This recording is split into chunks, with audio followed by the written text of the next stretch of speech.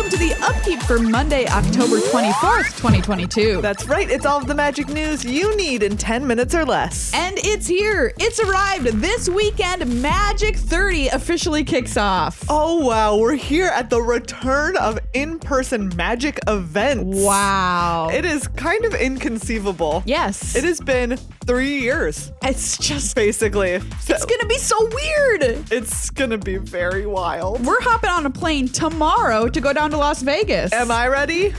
No. Am I packed? Absolutely not. But one of the highlights happening at Magic 30 is the World Championship. That's 32 players battling for a $500,000 prize pool, 4 spots at next year's World Championship, and of course, their face on a Magic card. I know, it's going to be a very cool tournament. There's 3 formats, including Ooh. Draft, everybody. Yes, please. Standard and Explorer. One of our first chances to see the Explorer format at a tournament. Yeah, I'm super excited to see what decks the players bring, which you can see those on magic.gg starting Friday morning at the start of the broadcast, which every day it's going to start at 9 a.m. Pacific, and the tournament runs Friday, Saturday, and Sunday. You can find more out about the players on magic.gg, which is where the deck lists will also be posted on Friday morning when the event starts. All of the in-person passes for Magic 30, because of course the World Championship is only one of the things happening at Magic 30, are totally sold out. Wow, but you can still buy a virtual pass, which is a jet package for $30, which gets you access to the panels, interviews,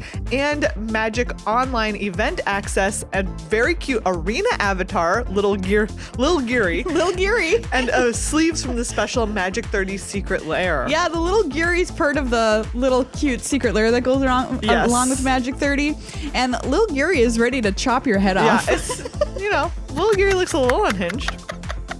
I love Little Geary. Just so you know, the Brothers War story is already happening. You can read episodes 1 through 3, which are set in the past, and chapter 1, which is set in the present, now over on Daily MTG. Phyrexia All Will Be One packaging, the set symbol, and the dates have now all been revealed. Yes, it says, quote, Phyrexia All Will Be One explores the plane of New Phyrexia, showing us what the home of the Phyrexians is like and what the dominance of the praetor Elish Norn means. Here, all will be one, and there is no power great enough to stop her from seeing that vision through. I love Elish Norn. Yes, and you can see, I put in here, the collector booster box packaging is like really cool. It looks really good, and it's got me really excited for the art of this set. I'm curious to know what the collector booster, like the special card treatment, will be. Yeah, they haven't revealed it yet, but there's also going to be like a special All Will Be One complete set, which has special foiling.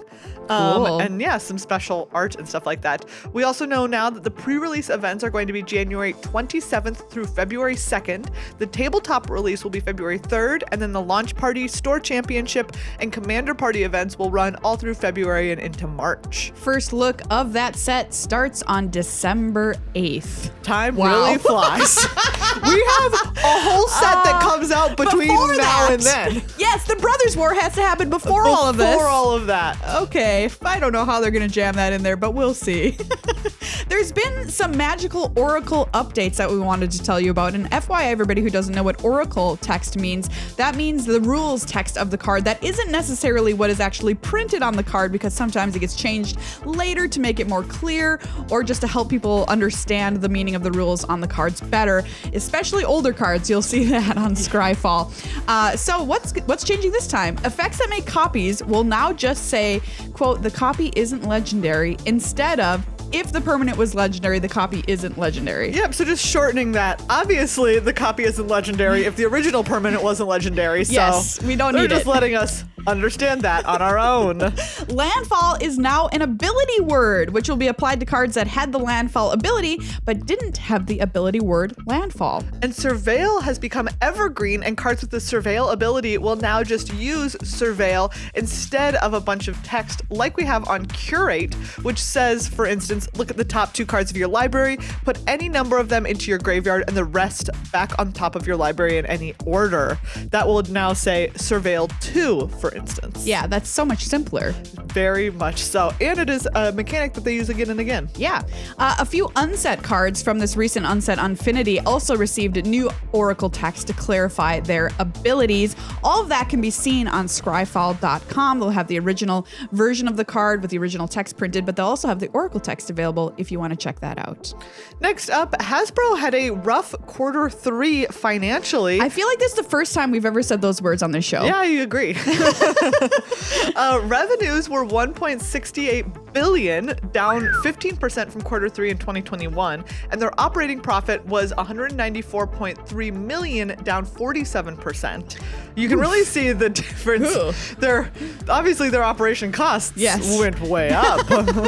Hasbro blames this loss on us, and they say it was somewhat expected due to the release schedule changes that they had to have. Yep, that makes a lot of sense. And inflation and a slowing economy. Plus, this is interesting to me, increased royalty payments on Universes Beyond products. Oh, fascinating. I mean, like, that's got to be expensive, right? Yeah. Lord of the Rings? Gotta be pricey.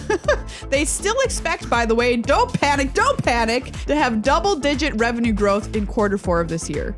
Finally, arena stuff. Midweek Magic this week is standard shakeup. Starting on the 28th, there will be Innistrad Crimson Vowed quick drafts for Halloween. And the next Arena Open is November 5th through 6th. It is Dominaria United Seal. Very exciting. Very exciting. Well, that's all the magical news you need for this week. You can check out our full-length podcast, Good Luck High Five, anywhere you get your podcasts. Come and say hi to us if we're not busy. And you see us in Vegas at Magic 30. We're so excited to be there and to see people again for the first time in, like Megan said, 3 years. Woo!